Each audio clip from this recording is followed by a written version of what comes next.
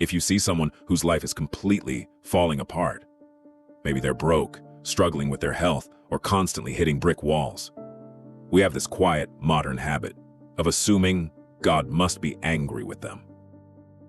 On the flip side, when someone has the pristine house, perfect health, and a fat bank account, we automatically assume heaven is giving them a standing ovation. We treat comfort as the ultimate proof of spiritual success. But then we come to the ancient city of Smyrna. The believers who lived there completely shatter our modern scoreboard for success. These people were completely broke. They were social outcasts. They lived in a hostile culture that dragged their names through the mud every single day. By every human metric, they were losing. Yet heaven looked down at them and declared, "You are rich."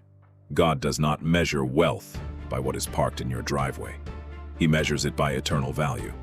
A temporary lack of money or an overflow of hardship does not equal spiritual failure. Naturally, you would think that since these believers were holding the line so well under pressure, God would step in, part the clouds, and take the hardship away. Instead, Jesus does the exact opposite. He looks at this exhausted, struggling church, confirms they are incredibly wealthy in spirit, and then gives them a shocking warning.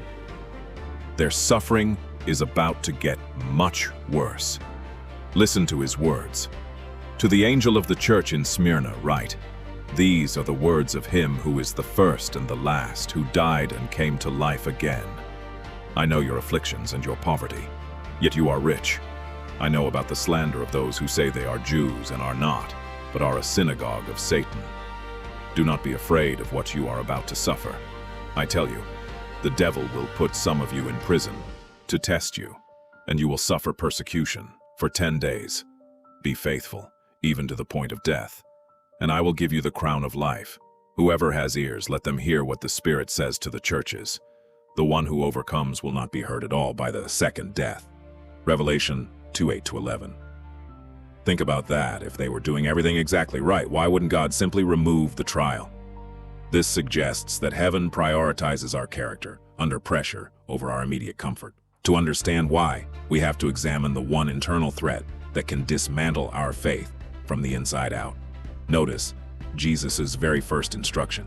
He doesn't tell them to become wealthier. He doesn't tell them to toughen up physically. He targets the real enemy in the room. He says, "Do not be afraid." Fear acts like a psychological wedge. It quietly convinces us to compromise our convictions today in order to avoid pain tomorrow. We face this every day. It's the anxiety of losing your job, your reputation, your social standing, or your friends, if you stand firmly for the truth. Those small, everyday compromises slowly build momentum until one terrifying question eventually confronts us. What if remaining faithful costs me my life? The moment preserving your physical survival or present comfort becomes more important than obeying God, survival has become an idol. Fear has officially become your master. Jesus tells Smyrna exactly what is coming. The devil is going to throw some of them into prison for 10 days. This imprisonment is not a punishment for hidden sin. It is a test. God already knows what is in their hearts, but the intense pressure of a dark prison cell will reveal to them whether faith or fear is truly driving their decisions. The real battlefield is never our outward circumstances. The true battle is the inward decision to remain loyal when obedience becomes painfully expensive. That is why Jesus gives Smyrna one ultimate, non-negotiable command: be faithful, even to the point of death. He is forcing them to look far beyond the preservation of their temporary bodies. If they remain faithful, he promises them the ultimate reward, the crown of life. But alongside that promise stands one of the most sobering warnings in Scripture. Jesus speaks about the second death. Revelation 20:11-15 explains exactly what that means. Then I saw a great white throne, and him who was seated on it. The earth and the heavens fled from his presence, and there was no place for them. And I saw the dead, great and small, standing before the throne, and books were opened. Another book was opened, which is the book of life. The dead were judged according to what they had done, as recorded in the books. Then death and Hades were thrown into the lake of fire. The lake of fire is the second death. Anyone whose name was not found written in the book of life was thrown into the lake of fire. The contrast could not be clearer. The absolute worst thing this world can do to you is inflict physical death, but physical death is temporary. The second death is eternal separation from God, in the lake of fire. Anyone who fears physical death more than eternal judgment has completely misunderstood what is truly at stake.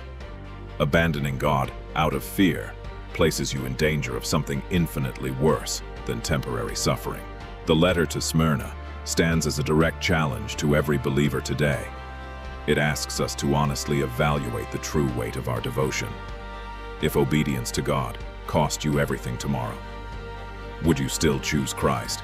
Would you remain faithful through the loss of your job? Could you endure public criticism? Would you stand firm against outright persecution? The church in Smyrna answered those questions with a resounding yes, not because they possessed superhuman courage, but because their eyes were fixed on eternity. They held tightly to Jesus' final promise.